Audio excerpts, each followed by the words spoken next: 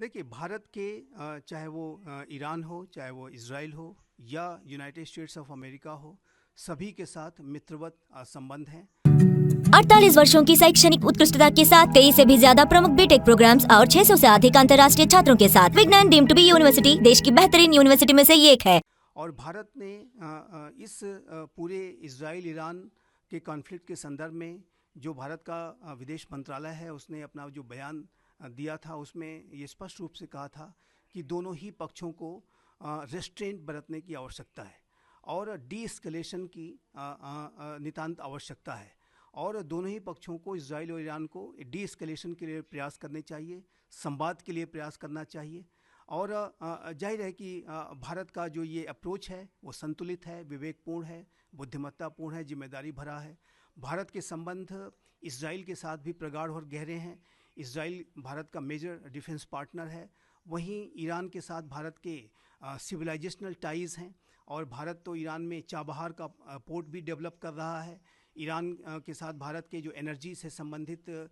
भी एक गहरे रिश्ते रहे हैं। तो ऐसे में दोनों ही राष्ट्र चूँकि भारत के मित्र राष्ट्र हैं और अब अमेरिका भी चूँकि इसमें एंट्री कर चुका है, अमेरिका भी भारत का एक मित्र राष्ट्र है, तो ऐसे में भारत की सलाह यही होगी कि ये जो पक्ष हैं वो रेस्ट्रेंट बरतें, डी एस्केलेशन के लिए कार्य करें और इस पूरी सिचुएशन में जाहिर है कि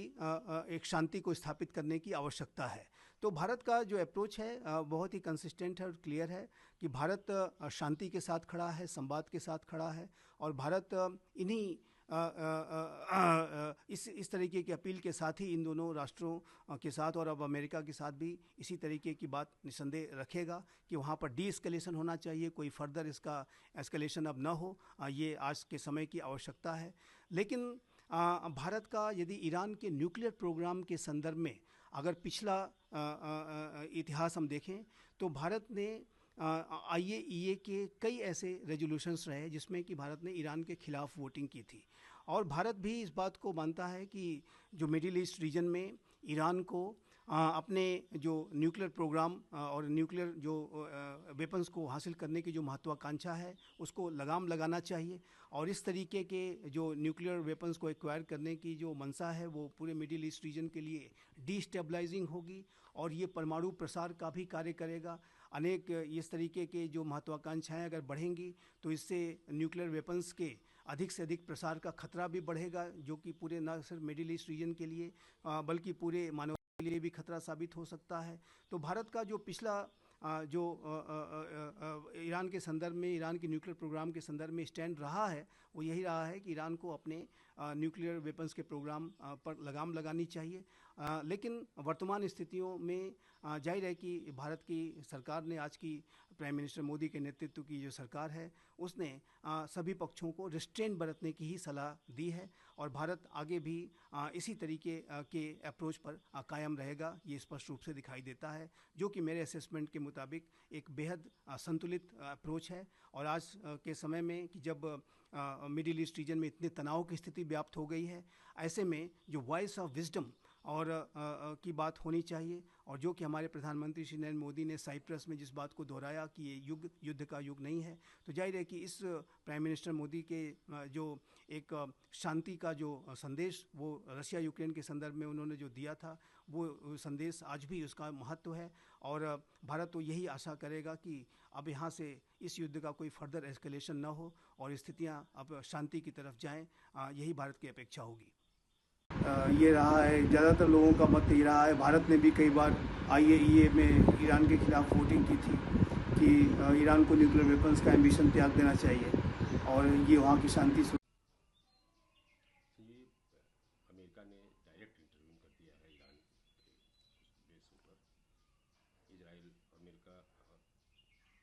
एक साथ अटैक कर दिए हैं, इसको क्या क्या किस तरह देखते हैं?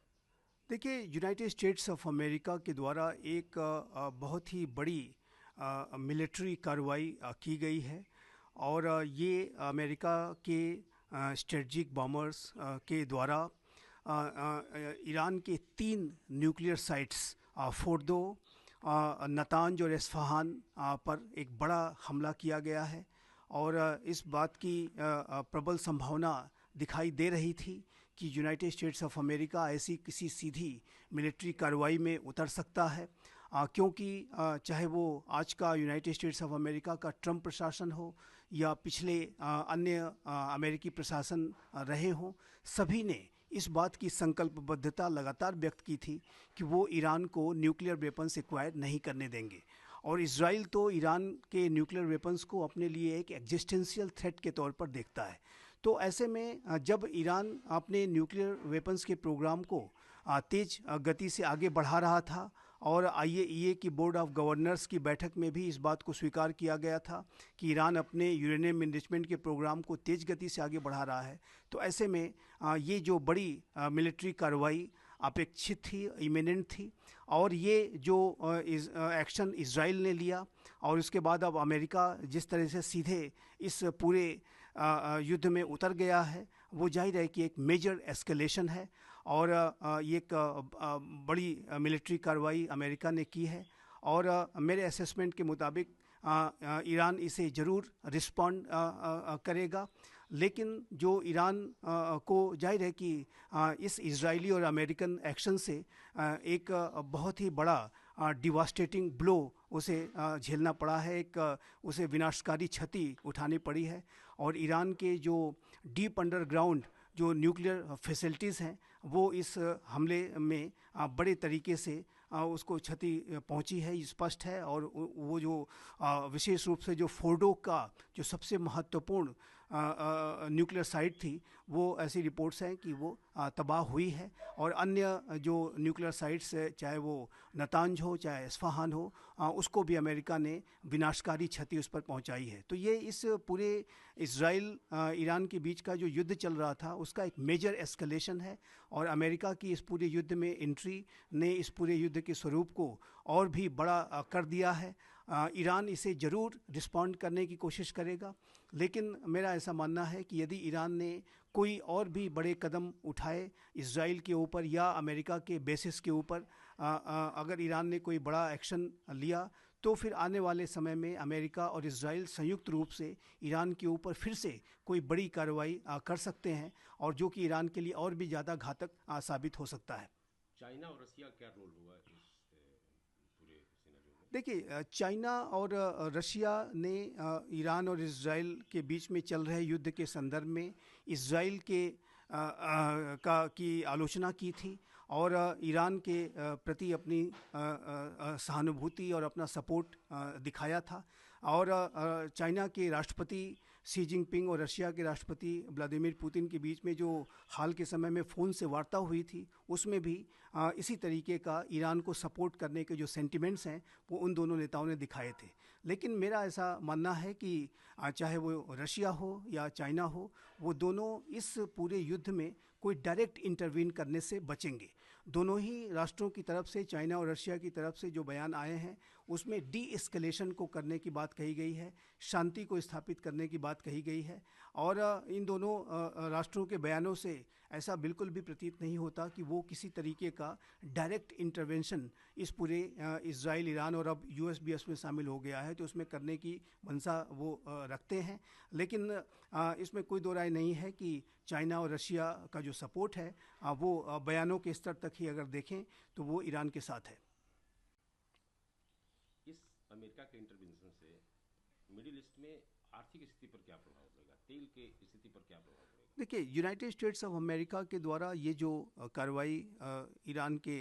नाभिकीय प्रतिष्ठानों के खिलाफ की गई है, एक मेजर मिलिट्री एक्शन है, एक मेजर एस्केलेशन है जो इजराइल ईरान के बीच का युद्ध चल रहा था। और इसका जो आर्थिक प्रभाव है वो भी पूरे विश्व पर पड़ सकता है। और इस युद्ध में अब जाहिर है कि एक एस्केलेशन हो गया है, और ऐसे में यदि straight of Hormuz Iran block करता है तो वो जो ऑयल की सप्लाई का एक जो बहुत बड़ा रूट है स्ट्रेट ऑफ हॉर्मुज, जहाँ पे विश्व की लगभग 1/4 जो ऑयल की जो शिपिंग है वहाँ से होती है, वो प्रभावित होगी। और ये जाहिर है कि भारत के लिए भी इसका नकारात्मक प्रभाव इसके ऊपर पड़ेगा, और पूरे विश्व की जो एनर्जी सप्लाई चेन्स हैं वो इससे डिसरप्टेड होंगी। ऑयल के जो दाम हैं वो उसके ऊपर जाहिर है कि इसका नकारात्मक असर पड़ने जा रहा है। ऑयल के दाम में तेज़ी आएगी, उछाल आएगा और जो पूरी सिचुएशन है वो आर्थिक रूप से भी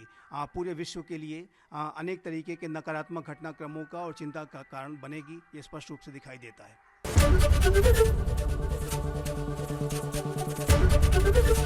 एबीपी गंगा, खबर आपकी, जुबान आपकी।